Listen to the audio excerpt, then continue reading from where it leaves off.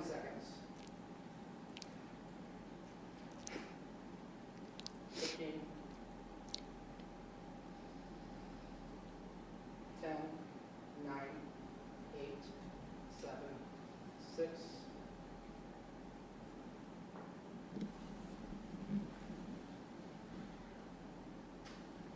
Good afternoon.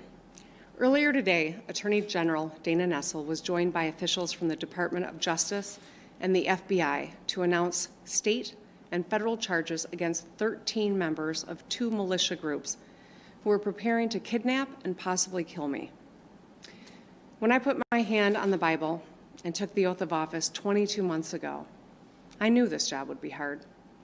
But I'll be honest, I never could have imagined anything like this. I want to start by saying thank you to our law enforcement. Thank you to the fearless FBI agents. And thank you to the brave Michigan State Police troopers who participated in this operation, acting under the leadership of Colonel Joe Gasper. I also want to thank Attorney General Nessel and the U.S. Attorneys Burge and Schneider and their teams for pursuing criminal charges that hopefully will lead to convictions, bringing these sick and depraved men to justice. As a mom with 2 teenage daughters and 3 stepsons, my husband and I are eternally grateful to everyone who put themselves in harm's way to keep our family safe. 2020 has been a hard year for all of us. Hard for our doctors and nurses and truck drivers, grocery store workers. It's been hard for the teachers and students and parents. Hard for those who have had to stay isolated to stay safe. And it's not over yet. But here's what I know. We're Michiganders. We have grit, we have heart, and we are tough as hell. We made it through the Great Recession. We made it through auto bankruptcies. We made it through floods and polar vortexes. But none of us has faced a challenge like COVID-19, not in our lifetimes. I've said it many times, we are not one another's enemy. This virus is our enemy, and this enemy is relentless. It doesn't care if you're a Republican or a Democrat, young or old, rich or poor. It doesn't care if we're tired of it.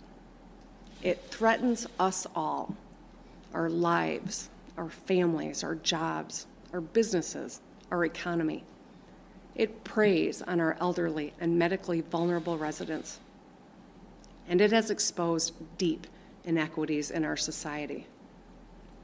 This should be a moment for national unity, where we all pull together as Americans to meet this challenge head on with the same might and muscle that put a man on the moon. Seeing the humanity in one another and doing our part to help our country get through this.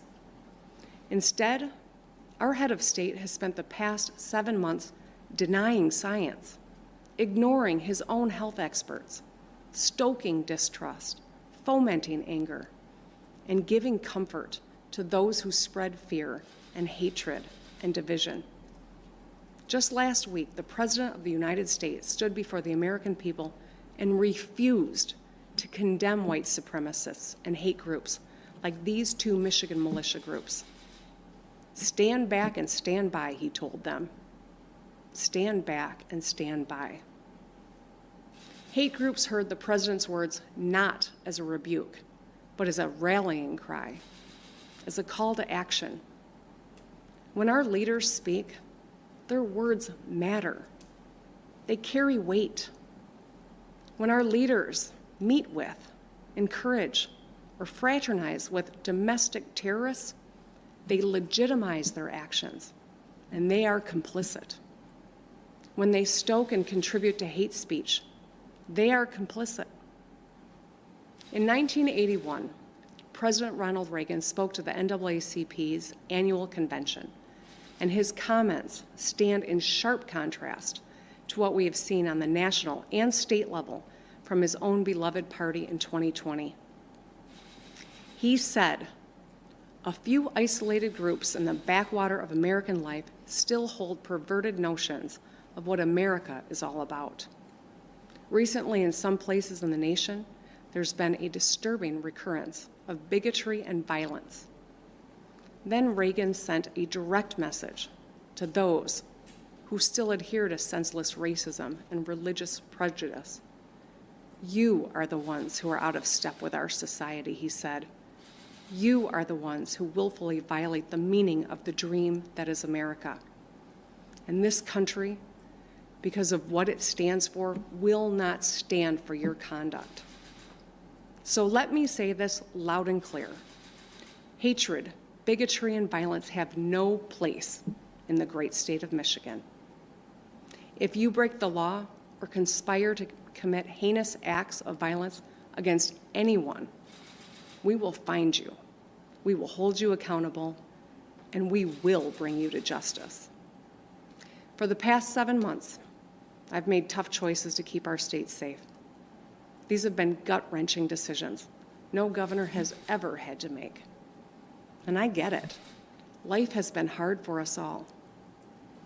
When I get out of bed every morning, I think about the high school seniors, like my daughter, who missed graduation ceremonies, or those Michiganders who've missed weddings and funerals. I think about all the moms who are working from home, making breakfast every day, logging their kids onto their Zoom class, and doing the laundry. Think about the small business owners who spent a lifetime building something great, who are now hanging on by their fingernails just to keep the lights on. The disruption this virus has caused to our daily lives is immeasurable, and it has already taken the lives of more than 210,000 Americans, including over 6,800 right here in Michigan. As painful as these losses are, our hard work and sacrifices have saved thousands of lives. We have one of the strongest economic recoveries in the nation. Make no mistake, there will be more hard days ahead. But I want the people of Michigan to know this. As your governor, I will never stop doing everything in my power to keep you and your family safe. You don't have to agree with me, but I do ask one thing. Never forget that we are all in this together. Let's show a little kindness and a lot more empathy. Let's give one another a little grace, and let's take care of each other. Wear your mask, stay 6 feet apart, wash your hands frequently, and look out for your neighbors.